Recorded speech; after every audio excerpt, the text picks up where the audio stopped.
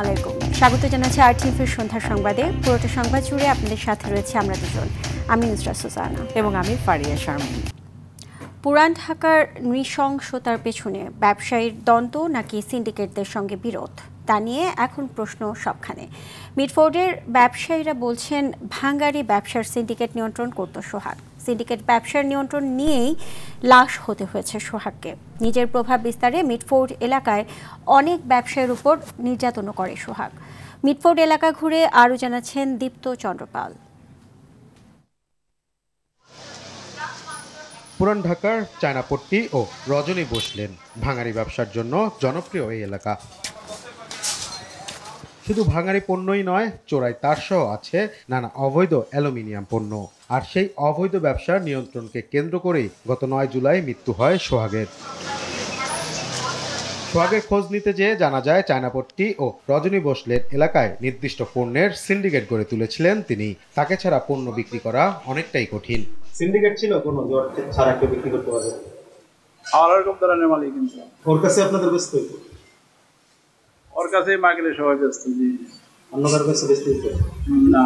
দাম এখন ওরা যেটা মার্কেট রেট করতে ওইটি হইতো আর কি, ওরা যেটা রেট করতে ওইটি দিতে হইতো আর কি। কারা কারা আছে সিন্ডিকেট?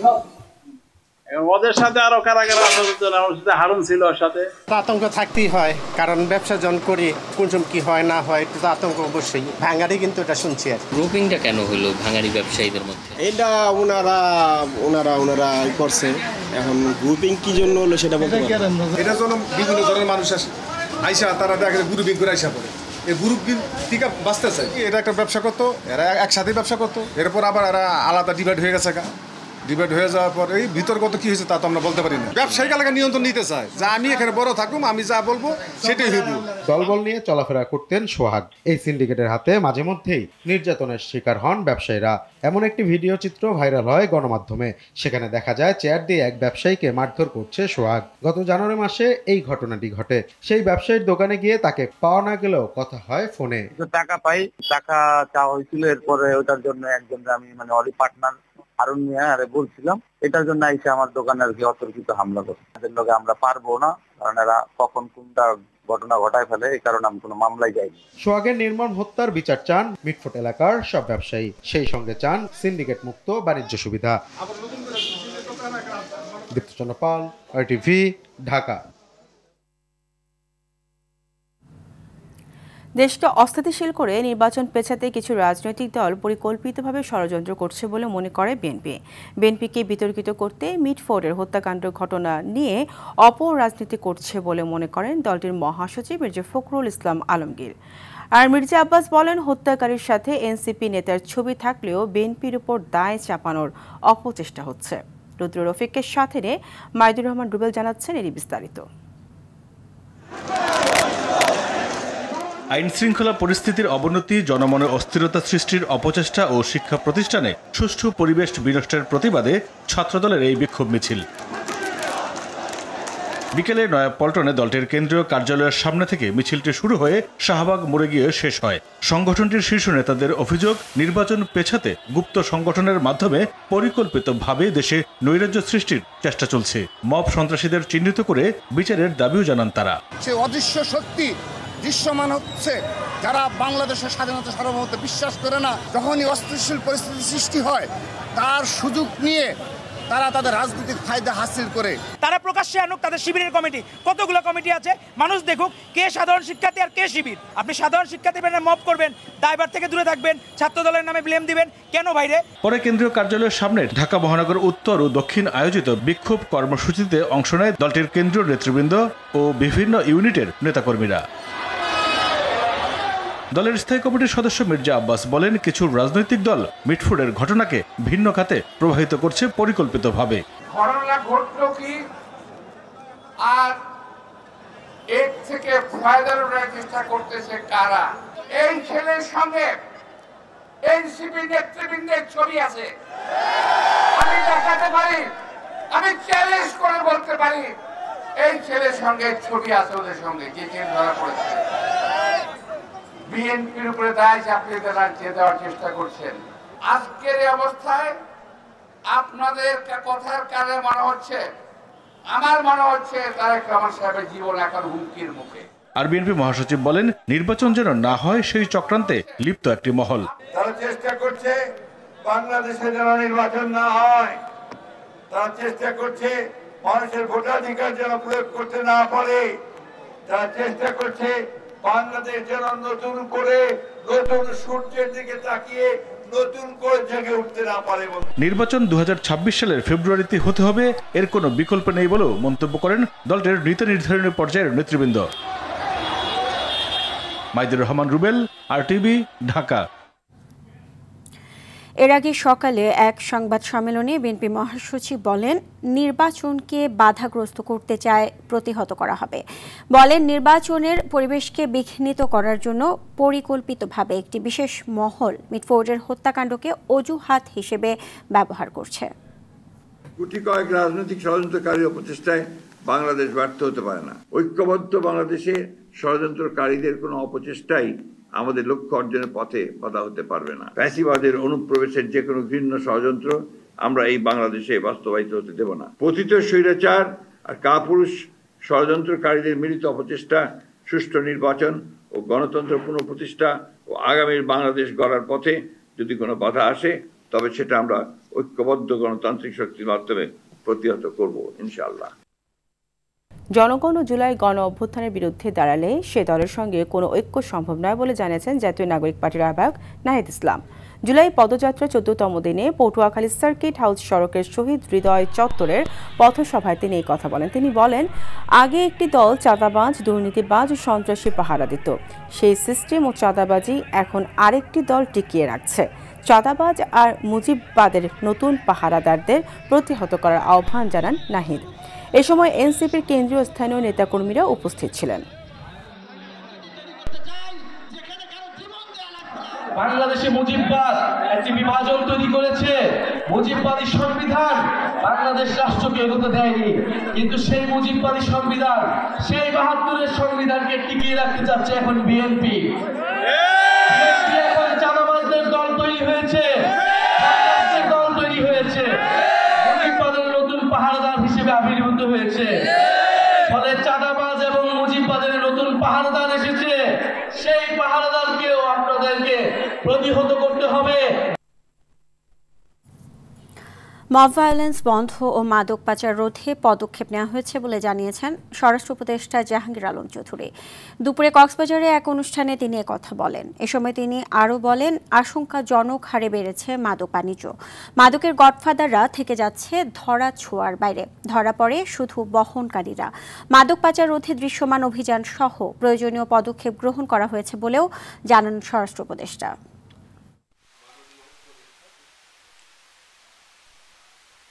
মাদক ধরা পড়ে, কেরিয়ার ধরা পড়ে, কিন্তু গডফাদাররা ধরা পড়ে না। কোন অবস্থায় গডফাদাররা যেন ছাড়া না পায় এই ব্যবস্থা গ্রহণ করা হয়েছে। জনগণই মব ভায়োলেন্স বন্ধ করে দিবে। মব ভায়োলেন্স কোনো অবস্থায় গ্রহণযোগ্য নয়। প্রয়োজনে দ্রুত বিচার আইনে আগামী 5 আগস্টের মধ্যে গণহত্যার বিচার করা হবে বলে জানিয়েছেন আইন উপদেষ্টা আসিফ নজরুল। নারায়ণগঞ্জে দেশের প্রথম জুলাই শহীদ স্মৃতিস্তম্ভ স্থাপনের উদ্বোধনী অনুষ্ঠানে তিনি এই কথা জানান। এছাড়া আজ দেশের বিভিন্ন জেলায় জুলাই শহীদ স্মৃতিস্তম্ভ নির্মাণ কাজ শুরু হয়েছে। প্রতিনিধিদের পাঠানো তথ্যচিত্রে বিস্তারিত জানাচ্ছেন আবরার মাহি। নারায়ণগঞ্জে জুলাই আগস্টের 21 শহীদের নামে নির্মিত হলো দেশের প্রথম জুলাই শহীদ স্মৃতিস্তম্ভ। নারায়ণগঞ্জের হাজীগঞ্জ এলাকায় স্মৃতিস্তম্ভটি উদ্বোধন করেন অন্তর্বর্তী সরকারের 4 উপদেষ্টা। উদ্বোধনী অনুষ্ঠানে আইন উপদেষ্টা বলেন, শহীদের রক্তের বিনিময়ে গত 15 বছরের ফ্যাসিস্ট শাসন উৎখাত হয়েছে। এখন ফ্যাসিস্টদের বিচারের পালা বলে মন্তব্য করেন তিনি। আমি এখানে এসে খোঁজ দিয়েছি মামলাগুলো, আমি ওনাদেরকে রিকোয়েস্ট করেছি আপনারা চেষ্টা করেন 5ই আগস্টের আগেই মামলাগুলোর চার্জশিট দেওয়ার জন্য। ওনারা আমাকে অ্যাসিওর করেছেন যে অনেকগুলো মামলা ওনারা চার্জশিট দিতে পারবেন। চার্জশিট দেওয়ার পর বিচারের প্রক্রিয়া শুরু হয়। বিচারকে ত্বরান্বিত করার জন্য প্রয়োজন হলে আমরা দ্রুত বিচার আইনে এই সমস্ত অপরাধের বিচার করব। বন ও পরিবেশ উপদেষ্টা বলেন, আওয়ামী লীগ সরকারের সময় নির্বিচারে গুলি চালিয়ে আন্দোলন দমিয়ে রাখা হয়েছিল। এখন সমাজের বৈষম্য দূর করা এবং গণতন্ত্র প্রতিষ্ঠা করাই সরকারের লক্ষ্য বলে জানান তিনি। নির্বিচারে একটা যৌক্তিক আন্দোলন দমিয়ে দেওয়ার উপর নির্বিচারে যে গুলি চালানো হয়েছে, তার বিচার। এই বৈষম্যহীন দেখবার একটা বড় উপায় হচ্ছে দেশের প্রকৃত অর্থে গণতন্ত্র প্রতিষ্ঠা করার। গণতন্ত্র কেবল একটা মাধ্যমে প্রতিষ্ঠিত হয় না, সমাজের সকলকে যার যার জায়গা থেকে কাজ করে যেতে হয় গণতন্ত্রের প্রতিষ্ঠা করার। চট্টগ্রামের পাঁচলাইশে অবস্থিত জুলাই স্মৃতি উদ্যানে জুলাই শহীদ স্মৃতি স্তম্ভ নির্মাণের ভিত্তিপ্রস্তর স্থাপন করা হয়েছে। সাভারে জুলাই আগস্ট আন্দোলনে শহীদ মুন্না, শ্রাবণ গাজী, নাফিজা ও মারুফের নামে পৃথক 4টি সড়ক চত্বরের নামকরণ ও ফলক উন্মোচন করা হয়েছে। কুমিল্লায় জুলাই শহীদদের স্মরণে বিশ্ব রোড এলাকায় স্মৃতিস্তম্ভের ভিত্তিপ্রস্তর স্থাপন করেন জেলা প্রশাসক। এছাড়া ব্রাহ্মণবাড়িয়া, চাঁদপুর, যশোর ও মেহেরপুরে জুলাই গণ অভ্যুত্থানে শহীদ ছাত্র জনতার স্মরণে স্মৃতিস্তম্ভের ভিত্তিপ্রস্তর স্থাপন করা হয়েছে। আবরার মাহি, RTV। আগামী 4 আগস্টের মধ্যে 64 জেলায় জুলাই স্মৃতিস্তম্ভ নির্মাণের কাজ শেষ হবে বলে জানিয়েছেন সংস্কৃতি বিষয়ক উপদেষ্টা মোস্তফা সরওয়ার ফারুকী। দুপুরে গণভবনে সংবাদ সম্মেলনে তিনি জানান, জুলাই আন্দোলনে অংশ নেওয়া প্রতিটি নারীর অবদান ও নাম সরকার তালিকাভুক্ত করবে। 5 আগস্ট গণভবনে জুলাই স্মৃতি জাদুঘর আনুষ্ঠানিক উদ্বোধন হলেও দর্শনার্থীদের পরিদর্শনের জন্য আরও সময় লাগবে বলে জানানো হয় সংবাদ সম্মেলনে। আমরা সময়ের বিপরীতে দৌড়াচ্ছি। 5 আগস্ট এটার এক ধরনের একটা আনুষ্ঠানিক উদ্বোধন হবে, তবে দর্শনার্থীদের ভিজিটের জন্য ওপেন করা হবে কিনা এটা নিশ্চিত না। আমার ধারণা এটা আরও সময় লাগবে, কারণ প্রচুর কাজ বাকি। জুলাই আগস্টে গণহত্যার আরও একটি মামলার বিচার শুরুর আদেশ দিয়েছেন আন্তর্জাতিক অপরাধ ট্রাইব্যুনাল। রাজধানীর চানখারপুলে শিক্ষার্থী আনাস সহ 6 জনকে হত্যা মামলায় সাবেক ডিএমপি কমিশনার হাবিবুর রহমান সহ সাবেক 8 পুলিশ সদস্যের বিরুদ্ধে অভিযোগ গঠন করেছে ট্রাইব্যুনাল। 11 আগস্ট শুরু হবে এই মামলার সাক্ষ্য গ্রহণ। ট্রাইব্যুনালে এদিন আরও 4টি মামলার শুনানি হয়। GM মাহমুদ জানাচ্ছেন বিস্তারিত। গত বছরের 5 আগস্ট রাজধানীর চানখারপুলে এভাবেই গুলি চালানো হয় ছাত্র জনতার উপর। পুলিশের গুলিতে নিহত হন সকালে বাবা মাকে চিঠি লিখে চানখারপুলের বাসা থেকে গোপনে বেরিয়ে আন্দোলনে যোগ দেয়া 10ম শ্রেণীর শিক্ষার্থী আনাস সহ 6 জন। এ হত্যাকাণ্ডের দায়ে মানবতা বিরোধী অপরাধের মামলায় ঢাকার সাবেক পুলিশ কমিশনার হাবিবুর রহমান সহ সাবেক 8 পুলিশ সদস্যের বিচার শুরুর আদেশ দিয়েছে আন্তর্জাতিক অপরাধ ট্রাইব্যুনাল। 11 আগস্ট থেকে শুরু হবে এ মামলার সাক্ষ্য গ্রহণ। দুই পক্ষকে শুনানি অন্তে আজকে আন্তর্জাতিক অপরাধ ট্রাইব্যুনাল 1 এই 8 জন আসামির বিরুদ্ধে আনুষ্ঠানিকভাবে অভিযোগ গঠন করেছেন। আদেশের সময় ট্রাইব্যুনালে আসামি পক্ষের আইনজীবীরাও উপস্থিত ছিলেন। তবে নিজের মক্কেলদের নির্দোষ দাবি করে মামলা থেকে অব্যাহতি করাতে তথ্য প্রমাণ প্রস্তুত করছেন বলে জানান তারা। আজকে আদেশে আমরা সন্তুষ্ট নয়, সাক্ষী ব্যক্তিকে কোনো কিছুই আমরা প্রমাণ এখন বলতে চাই না। বিজ্ঞ আদালত এটা যথাযথ বিচার করবে। এদিন আন্তর্জাতিক অপরাধ ট্রাইব্যুনাল 1-এ মোট 5টি মামলার শুনানি হয়। হাজির করা হয় সাভারের আসহাবুল ইয়ামিন হত্যা মামলার 3 আসামি ও রামপুরায় কার্নিশে ঝুলে থাকা আমির হোসেনকে গুলির মামলায় 2 জনকে। আগামী 12 আগস্ট ইয়ামিন হত্যা মামলার এবং আমির হোসেনকে গুলির মামলার তদন্ত প্রতিবেদন 14 সেপ্টেম্বর দাখিলের নির্দেশ দেয় ট্রাইব্যুনাল। এছাড়া 2016 সালে কল্যাণপুরের জাহাজবাড়িতে জঙ্গি নাটক সাজিয়ে 9 তরুণকে হত্যা মামলায় সাবেক আইজিপি শহীদুল হক, সাবেক ডিএমপি কমিশনার আসাদুজ্জামান মিয়া সহ 3 জনের তদন্ত প্রতিবেদনও 14 সেপ্টেম্বর জমা দেওয়ার নির্দেশ দেয়া হয়। এই ধরনের এক্সট্রা জুডিশিয়াল কিলিং যখনই হয়েছে সেখানেই একটা মামলা তারা দিয়েছে যে তারা আসলে অস্ত্র বহন করছিল বলে তারা ক্রস ফায়ারে মারা গেছে, দিস অ্যান্ড দ্যাট। এছাড়া এদিন নারায়ণগঞ্জের 7 খুনের দায়ে মৃত্যুদণ্ডপ্রাপ্ত সাবেক র্যাব কর্মকর্তা তারেক সাইদ, মাসুদ রানা, আরিফ হোসেনকে কারাগারে জিজ্ঞাসাবাদের অনুমতি দিয়েছে ট্রাইব্যুনাল। প্রসিকিউশন জানায় এ মামলার অন্যতম আসামি সাবেক সেনা কর্মকর্তা জিয়াউল আহসান। জিয়াউল আহসানের বিভিন্ন গুম করার নির্দেশ দেয়া বা বিভিন্ন অপরাধের ব্যাপারে তাদের জানাশোনা আছে। GM Mahmud, RTV, Dhaka. বৈষম্য বিরোধী ছাত্র আন্দোলনের সময় মোহাম্মদপুরের ITZ স্কুল অ্যান্ড কলেজের 7ম শ্রেণীর ছাত্র রাকিব হাসান হত্যা মামলায় সাবেক খাদ্যমন্ত্রী কামরুল ইসলাম ও সাবেক বিচারপতি আবুল হোসেন মোহাম্মদ শামসুদ্দিন চৌধুরী মানিককে গ্রেপ্তার দেখানো হয়েছে। সোমবার ঢাকার মেট্রোপলিটন ম্যাজিস্ট্রেট MA আজহারুল ইসলামের আদালত এ আদেশ দেন। এর আগে হাজির করে গ্রেপ্তার দেখানোর আবেদন করেন তদন্ত কর্মকর্তা মোহাম্মদপুর থানার পুলিশ পরিদর্শক মোহাম্মদ হাফিজুর রহমান। অভিযোগে বলা হয়, গত বছরের 19 জুলাই বৈষম্য বিরোধী ছাত্র আন্দোলনের সময় মোহাম্মদপুরের ITZ স্কুল অ্যান্ড কলেজের 7ম শ্রেণীর ছাত্র রাকিব হাসান সেন্ট জোসেফ স্কুলের সামনে গুলিবিদ্ধ হয়।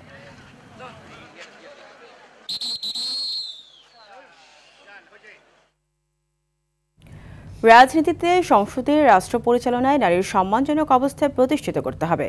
সমতায় মর্যাদায় নারীকে সম্মানিত করা রাষ্ট্রের দায়িত্ব বলে মন্তব্য করেছেন ঐকমত্য কমিশনের সহ সভাপতি অধ্যাপক আলী রিয়াজ। সকালে ফরেন সার্ভিস একাডেমিতে কমিশনের সাথে রাজনৈতিক দলগুলোর দ্বিতীয় দফার 13তম দিনের বৈঠকের শুরুতে তিনি বলেন, মনে রাখতে হবে 14 জুলাই গণ অভ্যুত্থানের মোড় ঘোরানোর গুরুত্বপূর্ণ দিন। এই দিনে ঢাকা বিশ্ববিদ্যালয়ের নারী শিক্ষার্থীরা প্রতিবাদ মুখর হয়েছিল। তাই নারীকে যথাযথ সম্মান না দিয়ে দমিয়ে রাখলে রাষ্ট্র পিছিয়ে যাবে। নারীদের সংসদীয় আসন এবং দ্বিকক্ষ বিশিষ্ট সংসদের বিষয়ে আলোচনা চলছে। আলোচনায় রাজনৈতিক দলগুলো ঐকমত্যে পৌঁছাবে বলে আশা প্রকাশ করেন আলী রিয়াজ। বাংলাদেশের রাষ্ট্র পুনর্গঠনের ক্ষেত্রে সেজন্যই আমরা মনে করি যে প্রাতিষ্ঠানিকভাবেই সাংবিধানিকভাবেই সমতার মর্যাদায় নারীকে অভিযুক্ত করবার জন্য আমাদের ব্যবস্থা গ্রহণ করা দরকার।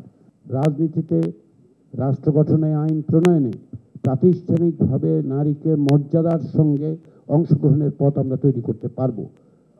সে জায়গায় আমরা এক জায়গায় আসতে পারবো, ঐক্যমত্য তৈরি করতে পারবো, সেটা আমরা আশা করি। সাংবাদিক পর্যায়ে নিচ্ছে হাইসেন্স সংবাদ বিরতি। ফিরে এসে আরও থাকছে।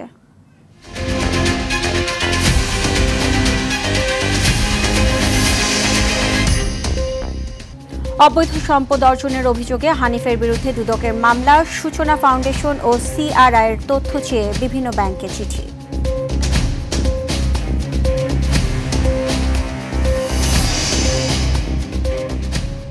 এবং মাত্র 10,000 টাকায় মন্ত্রণালয়ের বৈধতা পাচ্ছে জাল সার্টিফিকেট। উচ্চশিক্ষা ব্যবস্থা ধ্বংসের ষড়যন্ত্র বলছেন শিক্ষাবিদরা।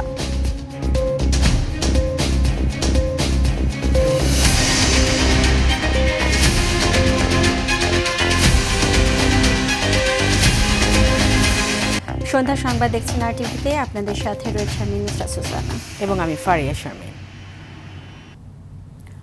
আওয়ামী লীগের যুগ্ম সাধারণ সম্পাদক মাহবুবুল আলম হানিফের নামে 27 কোটি টাকা অবৈধ সম্পদ অর্জন এবং ব্যাংকে 866 কোটি সন্দেহজনক লেনদেনের অভিযোগে মামলা করেছে দুদক। সংবাদ সম্মেলনে দুদক মহাপরিচালক জানান, ব্রিটিশ MP টিউলিপ সিদ্দিকের ফ্ল্যাট জালিয়াতির মামলা হাইকোর্টে স্থগিতাদেশের পর মামলার কাজ বন্ধ থাকবে কিনা সেই বিষয়ে কমিশন দ্রুত সিদ্ধান্ত নেবে। আতিকুর রহমানের রিপোর্ট। আওয়ামী লীগের যুগ্ম সাধারণ সম্পাদক ও কুষ্টিয়ার সাবেক MP মাহবুবুল আলম হানিফের 27 কোটি টাকা অবৈধ সম্পদ অর্জন এবং 18 ব্যাংকে 866 কোটি টাকা সন্দেহজনক লেনদেনের প্রমাণ পেয়েছে দুদক। দুর্নীতি ও অর্থ পাচারের অভিযোগে হানিফ, তার স্ত্রী ও 3 সন্তানের নামে মামলা করেছে দুদক।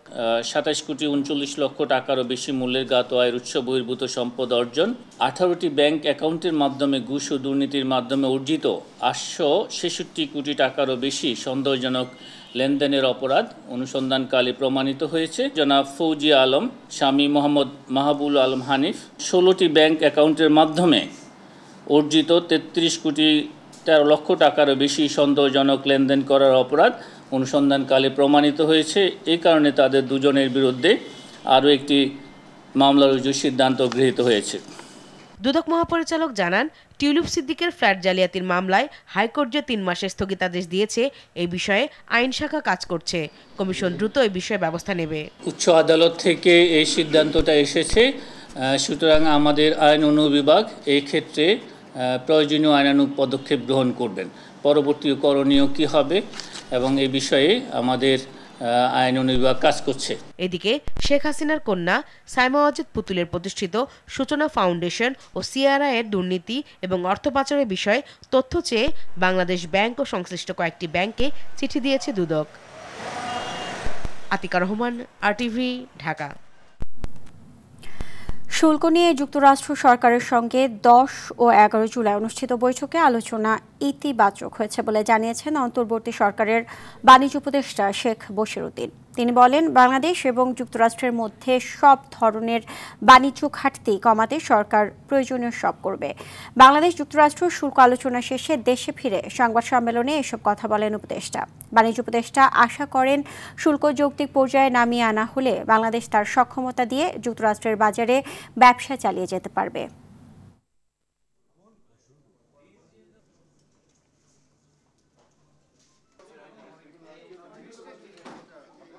আমাদের আলোচনাগুলো উৎসাহব্যঞ্জক এবং আমাদের আলোচনাটা যথেষ্ট এঙ্গেজিং ছিল। যুক্তরাষ্ট্রের বাণিজ্য মন্ত্রীর সাথেও আমার দ্বিপাক্ষিক বৈঠক হয়েছে।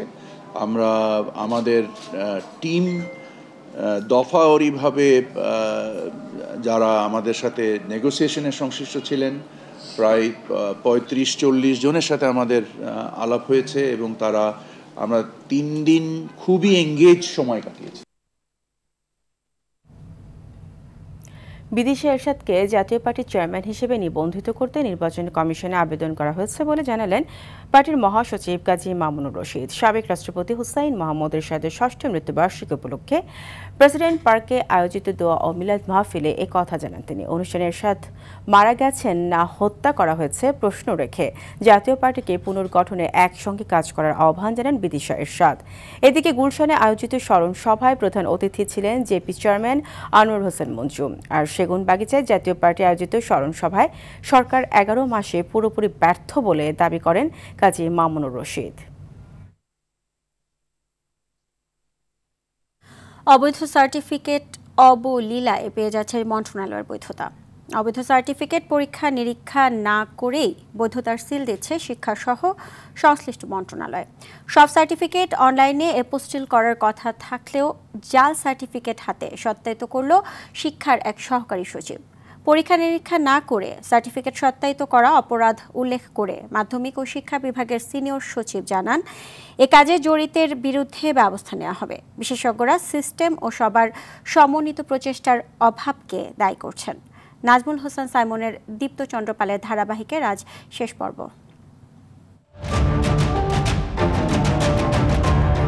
শিক্ষা ও পররাষ্ট্র মন্ত্রণালয়ের আশীর্বাদে অবৈধ সার্টিফিকেটও এখন বৈধ। পয়সার বিনিময়ে ভুয়া সার্টিফিকেট নিয়ে সরকারি অনুমোদনের ছত্রছায়া চলছে বিদেশে উচ্চশিক্ষা ও চাকরি। শুনতে অবাক লাগলেও ভয়াবহ এই চক্রটি টাকার বিনিময়ে সার্টিফিকেট দেওয়ার পাশাপাশি করে দেন শিক্ষা মন্ত্রণালয় থেকে সত্যায়িত। পাওয়া যাবে অনলাইন ভেরিফিকেশনও। মাত্র 10,000 টাকা খরচ করলেই মিলবে এই সুবিধা। ফরেন মিনিস্ট্রি আপনার অ্যাপ্রুভাল দিবে, এরপর আপনি অ্যাপল লিস্ট পাইবেন। আর যদি আমাদের বিয়ে করান, ওই যে 6,000 টাকা লাগবে, আপনি ওই অ্যাপল লিস্টের যে কিউআর কোড, ওই কিউআর কোড স্ক্যান করলে আপনি ইনস্ট্যান্ট আপনার দেখতে পারবেন সার্টিফিকেট। কিভাবে জাল সার্টিফিকেটে মিলল শিক্ষা মন্ত্রণালয়ের সিল তা জানতে শিক্ষা মন্ত্রণালয়ে আরটিভি দেখা মিলল সত্যায়িত কপিতে স্বাক্ষর করা সেই সহকারী সচিব মোহাম্মদ সেলিম শিকদারের। তবে এ বিষয়ে অজুহাত ছাড়া কোনো উত্তরই ছিল না তার কাছে।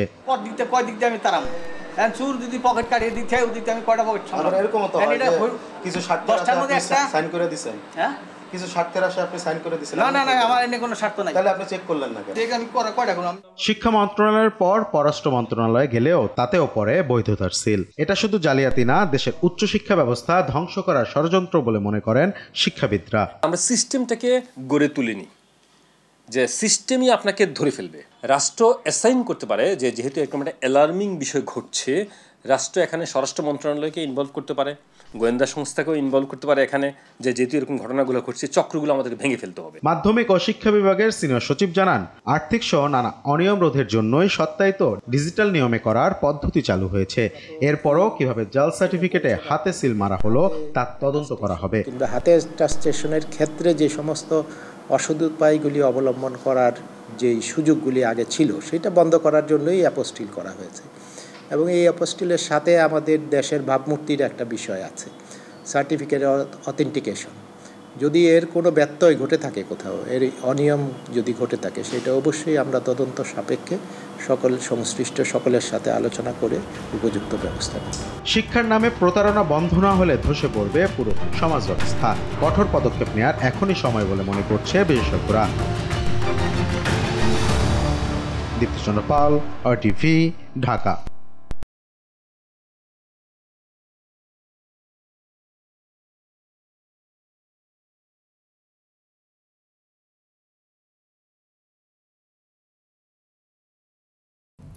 14 জুলাই 2024 এদিন আন্দোলনকারী শিক্ষার্থীদের রাজাকারের নাতি বলে তৎকালীন ফ্যাসিস্ট প্রধানমন্ত্রী শেখ হাসিনা আগুনে ঘি ঢেলে দেয়।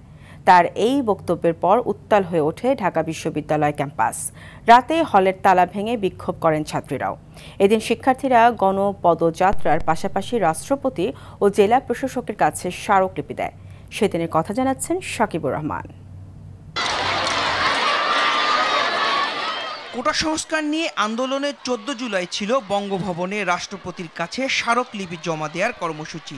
এদিন সকাল থেকে কেন্দ্রীয় লাইব্রেরির সামনে জড়ো হতে থাকে শিক্ষার্থীরা। পরে মিছিল নিয়ে ক্যাম্পাসের বিভিন্ন সড়ক ঘুরে শাহবাগ মৎস্য ভবন হয়ে শিক্ষা অধিকার চত্বরে গিয়ে পুলিশি ব্যারিকেডের মুখে পড়ে। সেখানে ব্যারিকেড ভেঙে সচিবালয় সংলগ্ন সড়কে ঢুকে পড়ে তারা। এক পর্যায়ে পুলিশ ব্যারিকেড খুলে দিলে আন্দোলনকারীরা মিছিল নিয়ে বাইতুল মোকাররম জাতীয় মসজিদের সামনের সড়কে অবস্থান নেন। পরে নাহিদ ইসলামের নেতৃত্বে 12 জনের একটি প্রতিনিধি দল বঙ্গভবনের স্মারকলিপি জমা দেয়। এদিন বিকেলে ক্ষমতাচ্যুত প্রধানমন্ত্রী শেখ হাসিনা সংবাদ সম্মেলনে কোটা সংস্কার নিয়ে আন্দোলনকারী শিক্ষার্থীদের রাজাকারের নাতি বলে যৌক্তিক দাবিকে অবজ্ঞা করেন। মুক্তিযোদ্ধাদের নাতিপুতিরাও পাবে না, তাহলে কি রাজাকারের নাতিপুতিরা পাবে? এই বক্তব্যের পর ফুঁসে ওঠে বিশ্ববিদ্যালয়ের ক্যাম্পাস। রাতেই হল থেকে মিছিল নিয়ে শাহবাগে অবস্থান নেয় শিক্ষার্থীরা। স্লোগানে স্লোগানে প্রকম্পিত হয় গোটা এলাকা। রাতে হলের তালা ভেঙে বিক্ষোভ করেন ছাত্রীরাও।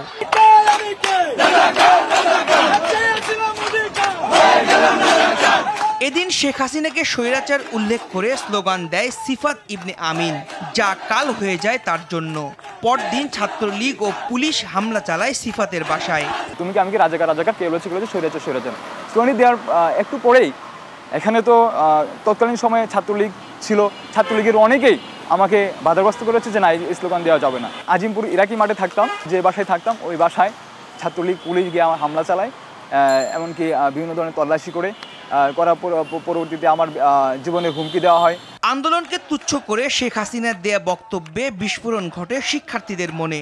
সারা দেশে অগ্নিস্ফুলিঙ্গের মতো ছড়িয়ে পড়ে আন্দোলন। শাকিবুর রহমান, RTV, ঢাকা। তরুণ প্রজন্মকে ব্যাংকিংয়ে আগ্রহী করার প্রত্যয়ে অনুষ্ঠিত হলো মধুমতি ব্যাংকের দ্বাদশ বার্ষিক সাধারণ সভা। রাজধানীর হোটেল শেরাটনে এই অনুষ্ঠানে সভাপতিত্ব করেন পরিচালনা পর্ষদের চেয়ারম্যান হুমায়ুন কবির। এই সময় ব্যাংকের নির্বাহী কমিটির চেয়ারম্যান সালাউদ্দিন আলমগীর ও ঝুঁকি ব্যবস্থাপনা কমিটির চেয়ারম্যান মোস্তফা কামাল সহ পরিচালক, স্পন্সর, শেয়ার হোল্ডার, ঊর্ধ্বতন কর্মকর্তারা উপস্থিত ছিলেন। সভায় 2024 সালের আর্থিক হিসাব বিবরণী, পরিচালকদের প্রতিবেদন ও শেয়ার হোল্ডারদের অনুকূলে 15% নগদ লভ্যাংশ অনুমোদিত হয়।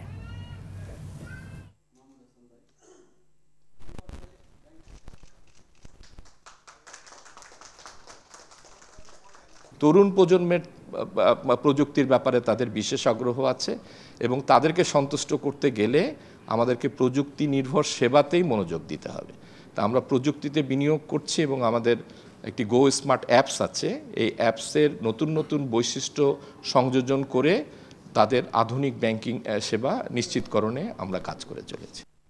এ পর্যায়ে শুরুতেই জানাবো ন্যাশনাল লাইফ ইন্স্যুরেন্স আন্তর্জাতিক সংবাদ।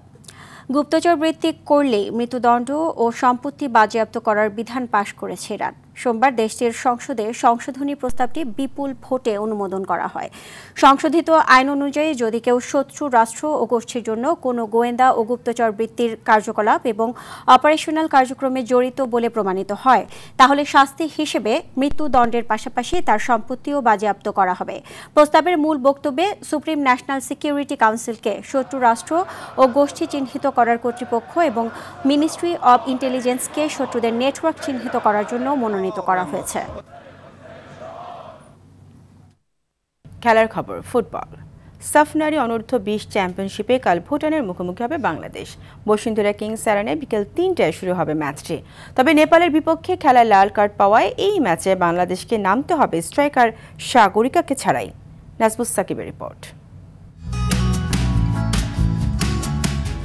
বাংলার মেয়েদের নামের পাশে যেন কেবল জয়টাই শোভা পায়। মিয়ানমারে এশিয়ান কাপ বাছাইয়ে দাপট দেখিয়ে মূল আসর নিশ্চিতের পর দেশের মাটিতে অনূর্ধ্ব 20 সাফ আসরেও আধিপত্য বাংলাদেশের। কিংস এয়ারলাইন্স শ্রীলঙ্কাকে উড়িয়ে দেওয়ার পর হাড্ডাহাড্ডি ম্যাচে নেপালকেও হারিয়েছে বাটলারের শিষ্যরা। এবার তাদের প্রতিপক্ষ ভুটানের নারীরা। শিরোপা ধরে রাখার মিশনে ভুটানের বিপক্ষেও জয়ের ধারাটা ধরে রাখাই একমাত্র লক্ষ্য বাংলাদেশের। আমাদের লক্ষ্য যেহেতু আরও 4টা ম্যাচ আছে, আমরা চাচ্ছি যে প্রতিটা ম্যাচ বাই ম্যাচ ভালো কিছু করে আর কি যেতে। লক্ষ্য তো সবারই থাকে একটা ভালো, আমাদেরও আছে, তবে আমরা পরের ম্যাচটা গুরুত্বপূর্ণ দিচ্ছি। প্রতিটা ম্যাচই আমাদের কাছে গুরুত্বপূর্ণ। টানা খেলায় ক্লান্তি যেন না পেয়ে বসে, তাই ভুটান ম্যাচের আগের দিন রিকভারি সেশন করেছেন আফিদা পূজারা। কোচের পরিকল্পনায় মাঠের লড়াইয়ে নিজেদের সর্বোচ্চটা দিয়েই নামবে ভুটানের বিপক্ষে। রিকভারি সেশন করছি সুইমিং পুলে, তো সবাই একটু এনজয় করছি সুইমিংয়ে। ম্যাচ নিয়ে কোচ আমাদের সাথে বসে কথা বলবে, প্ল্যান সেটা আমাদেরকে বলবে, আমরা সেভাবে করার চেষ্টা করবো ইনশাল্লাহ। এদিকে নেপালের বিপক্ষে মারামারিতে জড়িয়ে লাল কার্ড পাওয়ায় স্ট্রাইকার সাগরিকাকে ভুটান ম্যাচে পাচ্ছে না বাংলাদেশ। তবে মন্দের ভালো সাগরিকা না থাকায় পিটার বাটলার বাজিয়ে দেখতে পারবেন বেঞ্চে থাকা বাড়তি একজন খেলোয়াড়কে। নাজমুস সাকিব, RTV, ঢাকা। সন্ধ্যার সংবাদে পর্যন্তই। রাতের সংবাদ 11:15টায় দেখার আমন্ত্রণ রইল। ধন্যবাদ সবাইকে। সবাইকে ধন্যবাদ।